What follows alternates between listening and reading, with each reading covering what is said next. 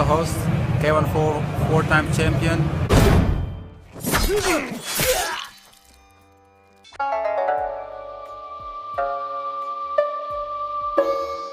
What's going on, you guys? So, I want to start something, a new series on the channel. Go back to my roots, right? My kickboxing roots. I love kickboxing. I'm a big fan of the fight game, period. Even though the name is Bushido Boxing, I would like to think that boxing means Thai boxing, Dutch boxing, kickboxing, boxing, it's all of it. But for the most part, I've been doing a lot of boxing because boxing do give you a lot of storylines. There's a lot of narratives in boxing, and when there's no fights going on. As far as the other sport, kickboxing is more popular on the eastern side of the world. It's not too popular here in America these days, and I think America needs a guy that can talk some kickboxing. And look no further than your boy Bushido Boxing. And what better way to start this series off is to start with one of the greatest kickboxers of all time. And there's so many great kickboxers. There's so many great martial artists out there that competed at a high level. And Ernesto Hoost is one of the best. Now, Ernesto Hoost's career started in the 80s, and he pretty much ended in the early 2000s.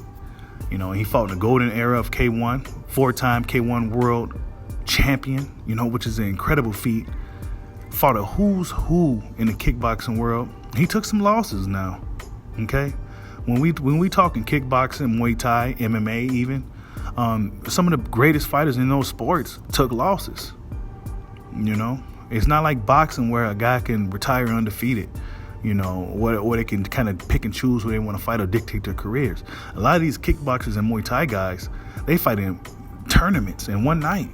You fight against probably your greatest rival is going to probably be your first fight of the night. And if you get past that fight with some damage done, then you go into the second fight, damaged. Then you go into the last fight. If you make it past that one, even more damaged.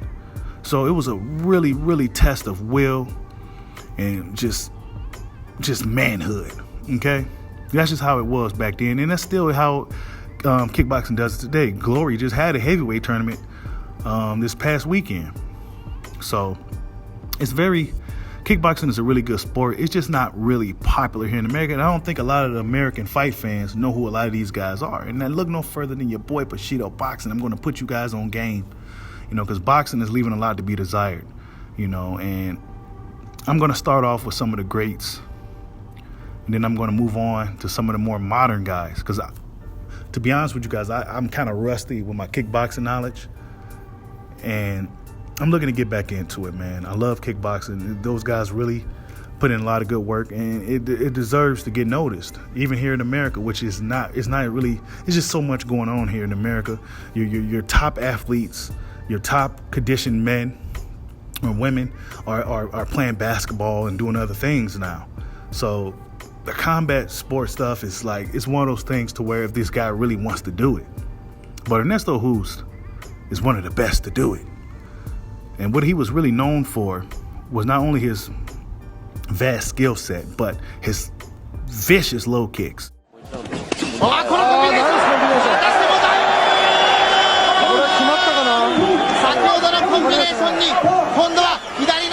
Some of the best low kicks you'll ever see.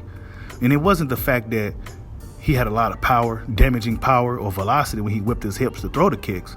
It's the fact that it was a question mark kick, so you didn't know if he was going to come over the top or come down low or even attack the body, and it was really deceptive, and a lot of guys just couldn't deal with it. But that's not to say that Mr. Perfect couldn't been beaten, because he has been beat before. But a lot of the guys that beat him, he beat them too. But one guy he didn't beat was Bob Sapp.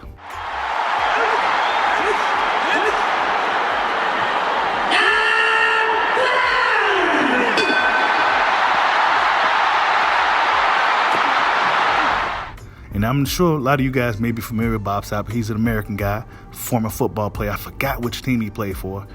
But at that particular time, this is way before Bob Sapp started throwing fights. It's well documented Bob Sapp started throwing fights. He had interviews of him coming out saying this. Pretty disgusting shit. But At that particular time, Bob Sapp was like almost 400 pounds. I think he was like 375. Ernesto Hoost was your average heavyweight at that time, about 230 pounds, maybe 220 something, 230. And he went up against the beast, Bob Sapp. And Bob Sapp was a monster of a man. He lacked a lot of skill, but what he lacked in skill, he made up for it with tremendous strength, size, and will. But nonetheless, he won a K1 world title 4 times in a golden era of kickboxing. Incredible feat, one of the greatest kickboxers of all time. Actually, when I got into kickboxing, he was one of the guys that I was mimicking and trying to really pick up some things from. You know, the Dutch style is very effective. It's a mixture of Western boxing, karate, and Muay Thai. I mean, how could you go wrong with that? But yeah, man, I'm going to be looking to do more videos like this. Hopefully I can get better as I go. I'm still rusty with my kickboxing. So hopefully I get better as we go. And feel free. I mean, if there's anybody you want me to do next, leave them in the comment section and I'll get right on it. Try to do something every day like this. Of course, the follow-up videos may be a little shorter, but this is somewhat of an introduction. And what better way to introduce you guys to kickboxing than to show you the best, one of the best of all time, Ernesto Mr. Perfect Hoost. Like, subscribe, holla at your boy. Peace out.